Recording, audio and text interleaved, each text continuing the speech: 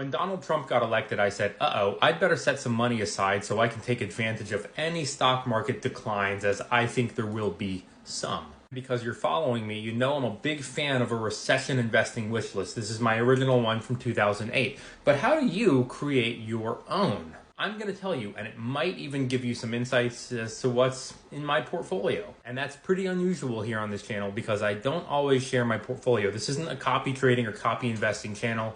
I want you to be self-sufficient and learn how to make your own investments. But sometimes the best way to learn is to look at what someone else has done. I am a pretty big food guy. I love to eat. I love to cook. And one of my favorite fast casual restaurants is Kava. I've been eating there since 2011 or 2012. And the day they went public, I invested. I don't usually do that, by the way. I don't usually buy on IPO day. It's just a little bit risky. But I didn't care. I really wanted those shares. So you start thinking about, where do I like to go? Where do I like to eat? Now for you, you might like Starbucks. I like to make my coffee at home. You might like McDonald's. You might like Chipotle.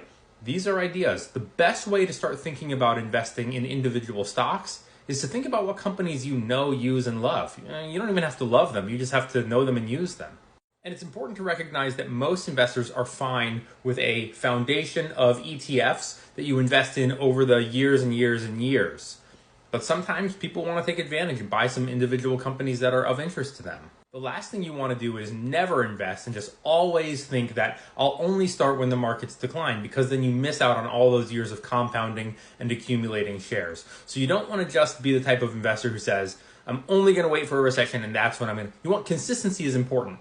But at times like this, you might want to set aside a little bit extra money so you can take advantage. Back to the wish list. We've already covered food, right? Kava, McDonald's, Chipotle, maybe Starbucks. What else is important to me? Now, I'm a minimalist. I live very, very below my means, so I don't buy a lot of stuff. But I do subscribe to Amazon Prime because I watch a lot of movies. And hey, since I watch a lot of movies, what else do I subscribe to? I have a Netflix account. I listen to music all the time. I've got a Spotify account. Okay, these things might want to go on my list. Since we're on the topic of technology, I have an iPhone. I have a MacBook. I even have one of these. Apple. And I know that a lot of smart technology uses semiconductors or chips. And I know that NVIDIA makes a lot of them, so that might be a company I put on my list too. I'm a pretty big video game fan also. I have an Xbox, and I know that Microsoft owns Xbox. Okay, this list is starting to come along. A lot of my girlfriend's skincare comes from this company, e.l.f. She steals my hoodies, I steal her lip balm.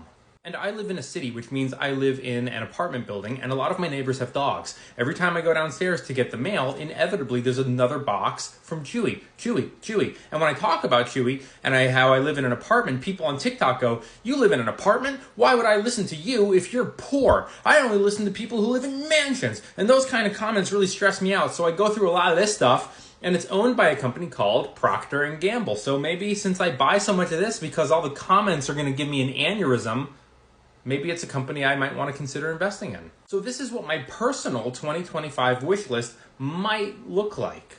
But not all of these are going to be winners. In fact, I might research some of them and go, oh, you know what? Let's cross this one off, or I don't think I want to buy that one. Or maybe I'm walking down the street and a waste management truck drives by, or I see a Rivian and I go, oh, those look interesting. I might want to add those to the list. So then we put waste management, we put Rivian, maybe we cross off a couple of these.